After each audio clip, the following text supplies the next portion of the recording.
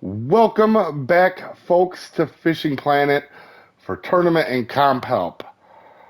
I've made 1,300 videos on Fishing Planet alone, and this is arguably the most important video that I have done. So please watch the whole thing if this is something that you think is going to help you, because there's going to be a lot of things in this video that's going to help. So yesterday, after the qualifier, I just happened to check in on a stream because sometimes I like to support other people as well. And one of the streams I went to, the person was saying it's all luck and everybody's cheating in these tournaments and qualifiers.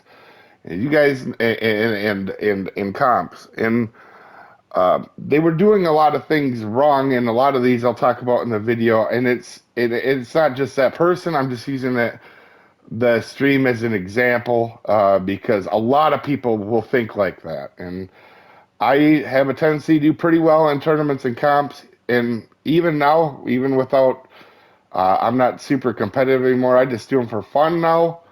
Um, you guys watch everything I do. You guys know from streaming, we refuse to cheat or take easy way out. So what we're going to talk about today is some of the things that will um, really help you. And this is going to be a little bit different video here because I'm going to be kind of focused on what I'm talking about. So if I drive into a wall or something, bear with me. Not like I'm the best driver anyway. With that being said, I'm going to use my yesterday's run. So if you guys don't know, the day I'm making this video, this was, I'm hitting the wrong one here. Right here, this qualifier, right? So this was yesterday. And for you guys that didn't know, just to give you guys a background, I had one fish in the first 40 minutes on it.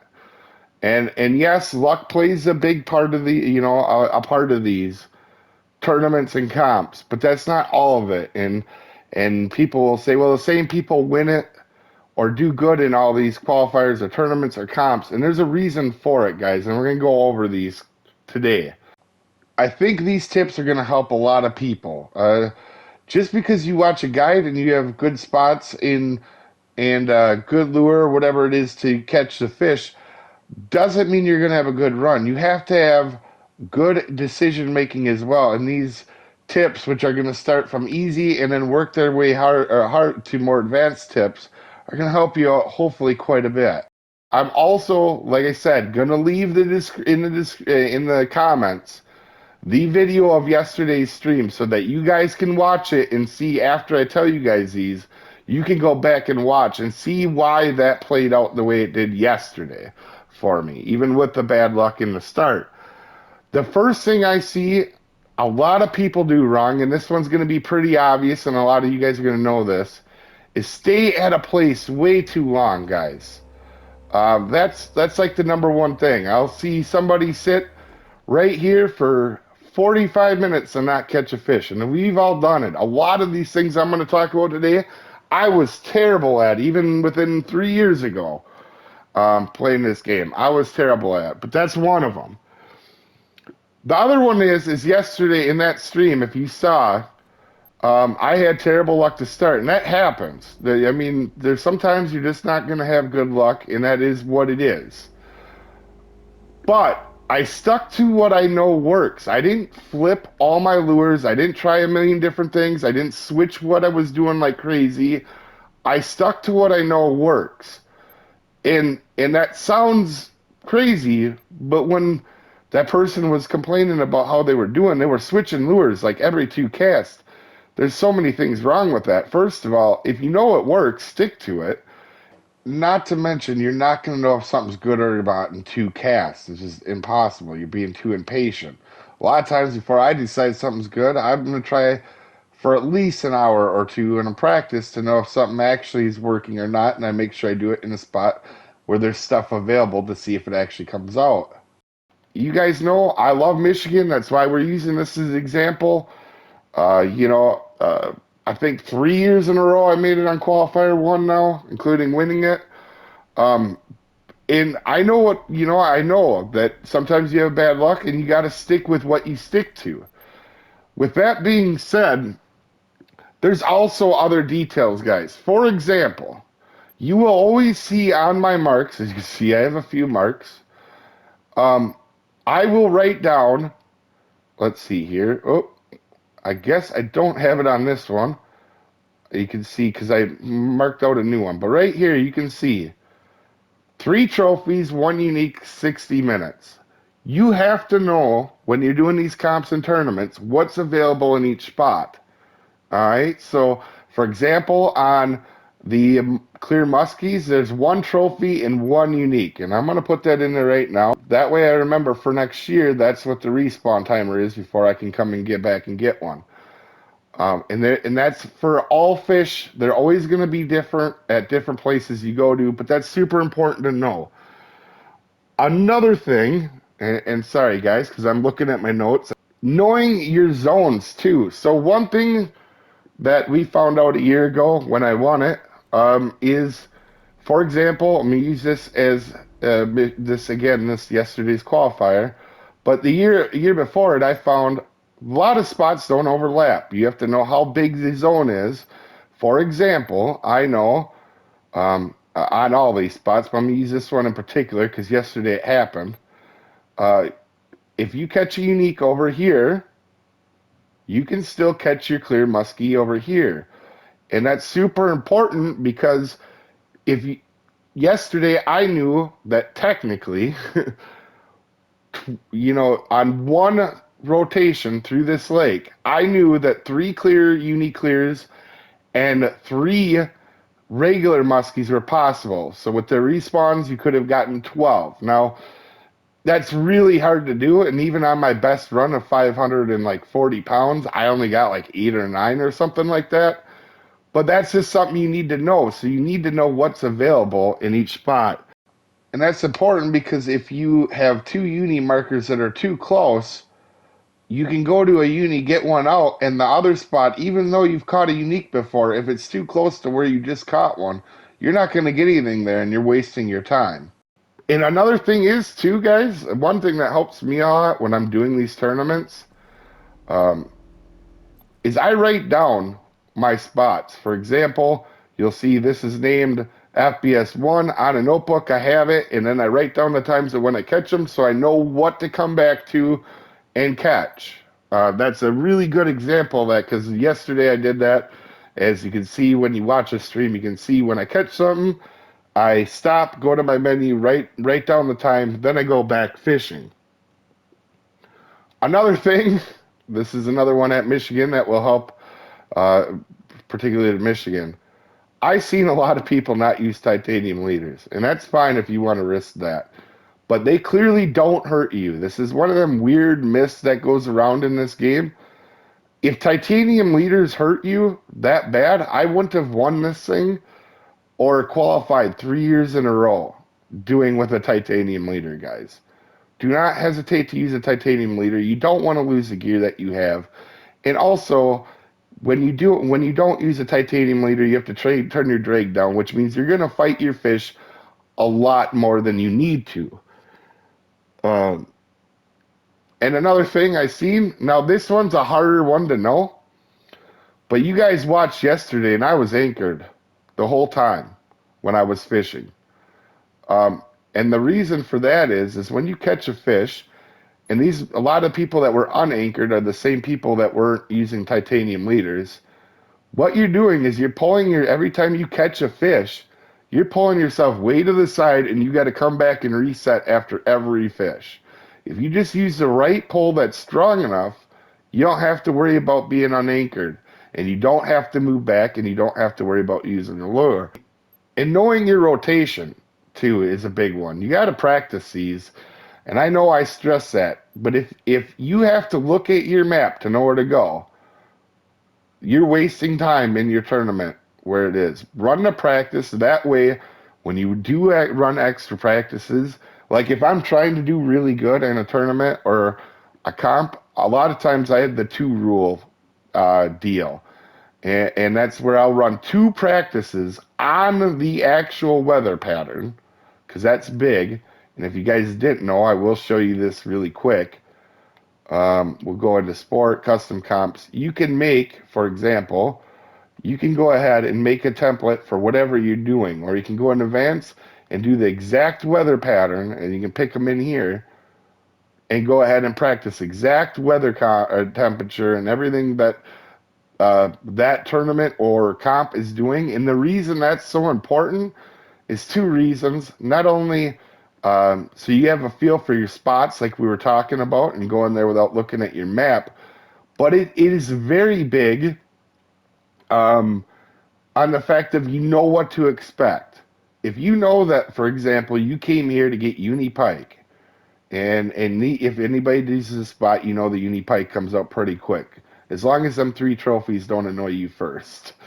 Um, with that being said, if you normally know that you catch this right away, you can make a better decision maybe to go for a uni pike instead of maybe a trophy clear muskie because they're about the same size. They both get to about 44 pounds. Now, a lot of uni pikes aren't going to be that big, but if you know you can catch this one a lot quicker than, say, a trophy clear muskie, your practice would tell you, hey, this is probably going to be quicker and give me a better opportunity. For this next one, guys, this one is a big one, and I'm gonna use this spot as an example because this happened to me yesterday in stream. And so you guys would notice I moved around like I always do. I don't ever stay in one spot, but in particular, I came to spots where the unique was already out. So what happened is I got the uniques out, but not the trophies. And this is going to sound weird, but you got to hang with me and you understand why I did this. So I came back to get the trophies, not to really help my score out, but to come back and make sure there was no trophy here when I came back to get my unique later. And you can see that payoff at the end of my run. And the reason that is, guys, is you have to think of this like not set in stone, but I'm going to use this example. If you're going to catch 6 fish out of a spot in a certain time frame, if you can make sure that the trophy isn't one of them, that makes the odds of your unique better. And as you can see, when I did that yesterday, I didn't catch the trophy there because it was already gone. And a lot of time I caught the unique right away. You can see that yesterday. Like I said, it's super important to actually, uh, it's more important to do this than what people think. If you don't have nothing productive to catch that might not help you out, do something productive so that it'll help you out later. Like get a trophy out of a spot, or and then go to another spot, get your trophies out. You will see that with like 40 minutes left to 20 minutes left, I'm going around just catching trophies, just so that when my uniques come back, I felt that was better time spent was making sure trophies were out, so that when my good unique spots were ready, that's what came out, and it definitely paid off because I got 2 uniques in 20 minutes at the very end. And even with bad sizes, because I had terrible luck on sizes, doing little things like this can really add up and help. Also, another thing, using the right recovery. I'm going to use this as an example, and I have a whole video on this recovery. I'll leave in the description. I have to link a few videos. Hopefully I remember them all. But recovery is one of the solo biggest things in this game. So I see this setup a lot of times right here, which isn't a bad setup, especially for crankbaits and topwater. I use it too. But what I'll see is people use this on 3-speed, which is basically the same as using a griffin spot on 2-speed. As you can see, the recovery is about 60. The recovery on this is about 40. So this on 3-speed is going to be around 120 inches. And this on 2-speed is going to be about 120. So you're wasting your time because when this goes to 4-speed, this spot reel here goes to 4-speed to bring a fish in, it's going to come in a lot quicker because this on 4-speed is going to be much quicker on than the Kraken at 4-speed. Same with the Thunder Spin. You can see I'm going to use this as an example again. Around 30 inches of recovery. That's how fast it'll reel in. And this one is 60. So again, a lot of people that use 2-speed on this one should be just using a spot reel on 1 speed. Hopefully that makes sense. I have a video completely about that for people that want to see in depth, where I actually time out stuff for you guys in that video to see why it's so important.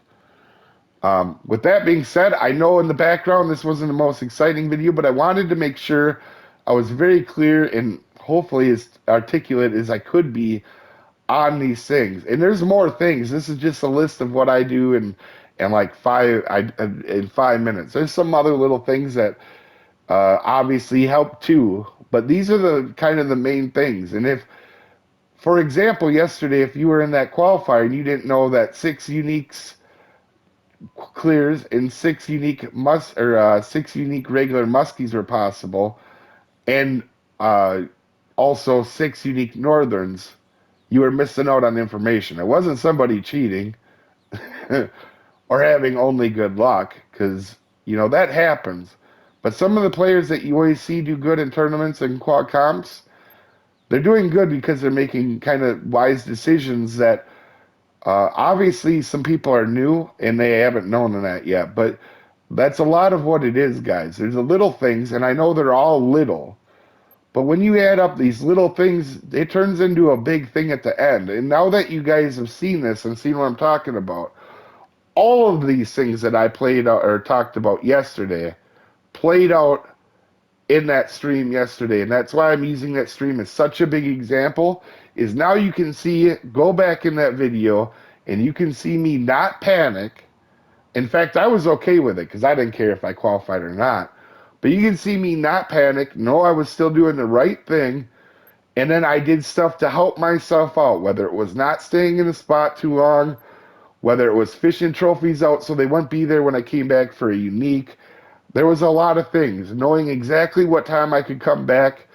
This spot was a big one in particular. I came back and got my uni out almost right as the respawn was. And I didn't waste my time at a spot where there was nothing available for me to catch because I already got it out. Another thing is I did not restart my PlayStation or cut the game out and restart it a million times thinking that would help. It doesn't help, guys. In fact, you just waste some time off your clock starting, restarting, and coming back in and you're getting your rod out. Sadly, that is something I see a lot. And it's a lot of them people that are very superstitious that'll do that. Like, you gotta hop 3 times on your right foot on a Friday afternoon while your grandma makes apple pie. With that being said, you guys have seen me do these tournaments and comps forever. I'm not a person that restarts. You don't need to do that. And I do just fine without doing that. That's one of the, my pet peeves, watching people do that. However, guys, if you can, share this video to help people out there and get good information out there to people. Instead of crazy stuff like hopping on your feet to get better luck. This game isn't all luck. A lot of it's good decision making. Anyway, you guys have a wonderful day, and I'll see you next time, folks. Have a good one.